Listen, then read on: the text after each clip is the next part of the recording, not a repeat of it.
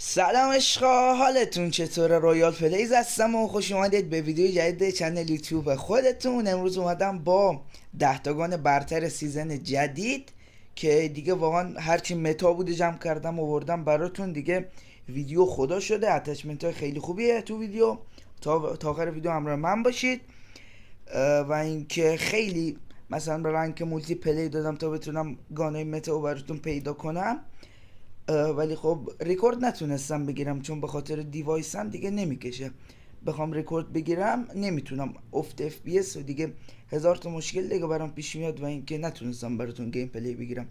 ولی گانه متا براتون آوردم. بریم سراغ ویدیو.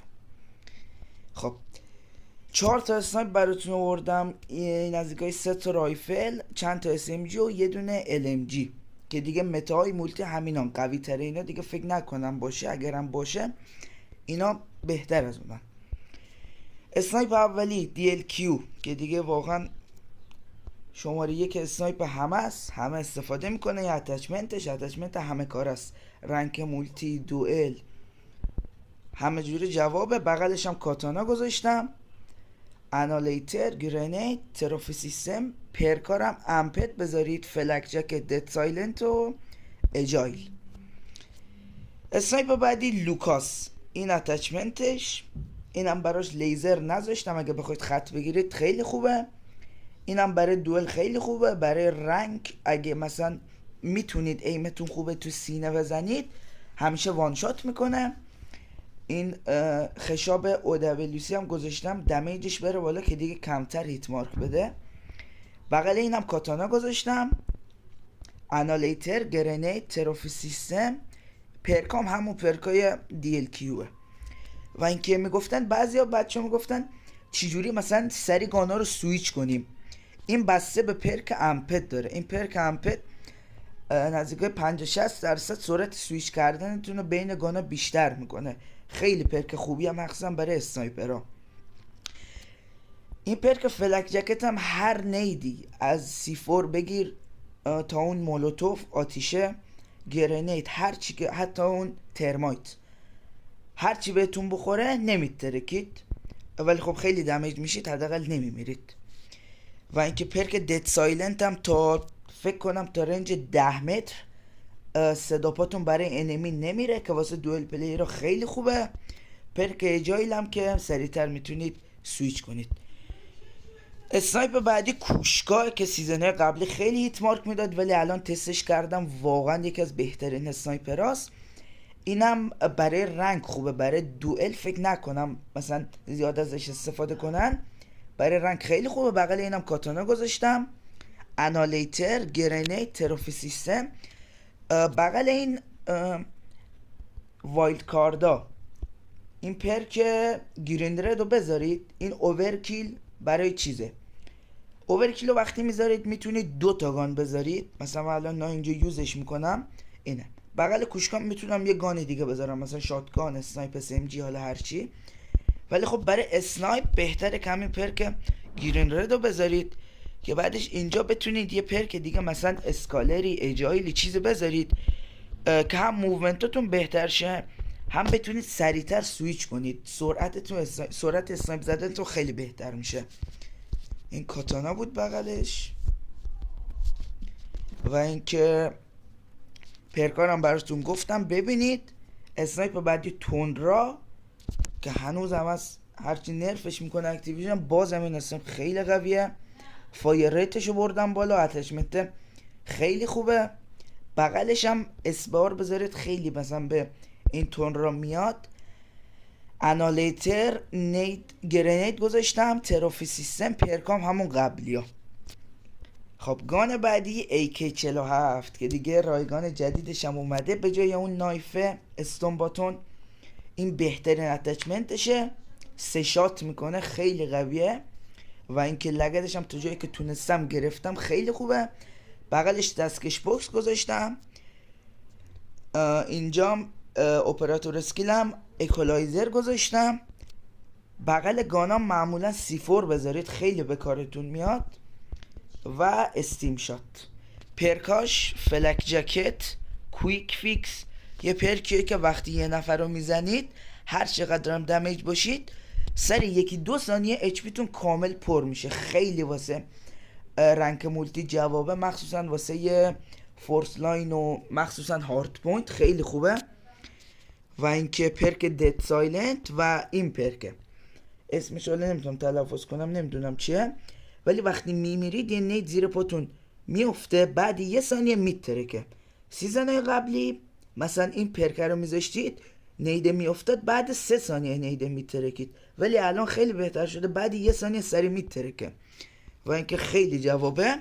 گان بعدی ایزول که اصلا کسی بهش توجه نمیکنه ولی خیلی گان قویه. این بهترین اتچمنتشه و اینکه خیلی گان قویه، اصلا بهش توجه نمیشه، نمیدونم چرا. عادیش هم باشه فرق نداره، عادیش هم باشه همینه. وایسا عادیش هم براتون بذارم. وقتی هم میخواید از گان متیک به یه گان اپیک یا حالا هر گان دیگه ای سویچ کنید همون اتچمنت روش بیفته، مثلا من میخوام این اتچمنت ایزول متیک هم بذارم رو ایزول عادی، پایین این دکمه زرده نوشته سینکت اتچمنت ایکویپد تو ده نمیدونم چی، حالا مهم نیست، اینو تیکشو فعال میکنید، ایکوپو میزنید و اتچمنت میفته رو این گانه. فرق هم نداره، اتچمنت دو تاش یکیه. بغل اینم بوکس گذاشتم، اکولایزر، C4، استیم شات و پرکای همون AK47. گان بعدی گراو که دیگه واقعا تو فایتر رنج هیچ گانی حریف این نمیشه، واقعا اگه ایمتون خوبه این بهترین گانیه که میتونید استفاده کنید. بغل گانام من معمولا بوکس میذارم، اکولایزر، C4، استیم شات و همون پرکای قبلی. گان بعدی تایپ 19 که یه گان میشه گفت قلقیه، اگه قلق زدنشو بلد باشید خیلی گان خوبیه، مخصوصا تو فایتر رنج. تو فایتر نزدیکم هیپ فایرش خیلی خوبه، مثل اسمجا میمونه. بغل اینم دستکش بوکس گذاشتم، اکولایزر، C4، استیم شات و همون پرکای گانای قبلی. گان بعدی USS9 که بهترین گان این سیزنه بدون شک. سیزن قبلی متا بود، این سیزن هم من تست کردم هیچ فرق نکرده، مثل سیزن قبل میزنه، خیلی گان خوبیه. و اپراتور اسکیل و نید و پرکام همون قبلی هم. گان بعدی هم که مثل ایزول اصلا بهش توجه نمیشه، چاپره که این بهترین اتچمنتشه، خوراک هارد پوینت، خیلی هارد پوینت میتونید با این خوب بازی کنید. بغلش یه کاتانه خیلی سبک بذارید، میگم کاتانا، یه نایف خیلی سبک بذارید مثلا کاتانا و نایف های دیگه.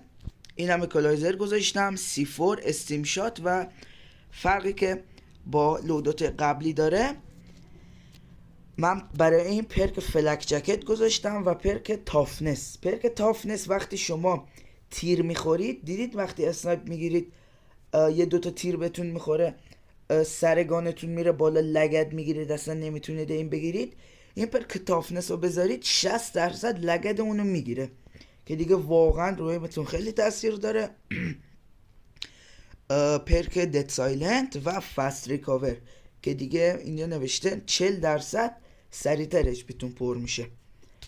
و اینکه یه گان دیگه هم هست 117 که این بهترین اتچمنتشه دیگه، 117 ثابت شده است یکی از قوی ترین گانه مولتی و بتله، این بهترین اتچمنتش و بهترین شاتگان این سیزنم که یارمه که یه اتچمنت براش بچینم.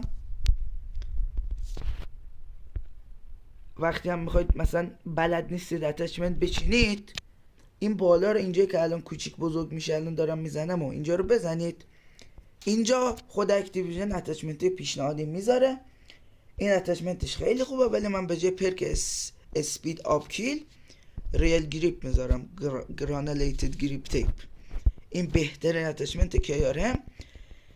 بغلش نایف خیلی سری بذارید، من کاتانا نمیگم کاتانا، کارامبیت میذارم، قاطی کردم، کارامبیت میذارم. و اینکه این بیشتر کیارمه واسه رنگ اگه میخواید باش بازی کنید، واسه مپای نزدیک، مثلا مپ اون کشتیه خیلی خوب میزنه کیارم. من برای شاتگان پروفایر میذارم، C4، استیم شات و پرکاشم به جای کویک فیکس امپد بذارید که خیلی سریعتر بتونید شاتگان بزنید. و اینکه دیگه همین، اینم بود از ویدیو امروز. هر مشکلی تو بازی دارید تو کامنت ها بهم بگید، حتما ویدیوشو میسازم. تا ویدیوی بعدی، فعلا.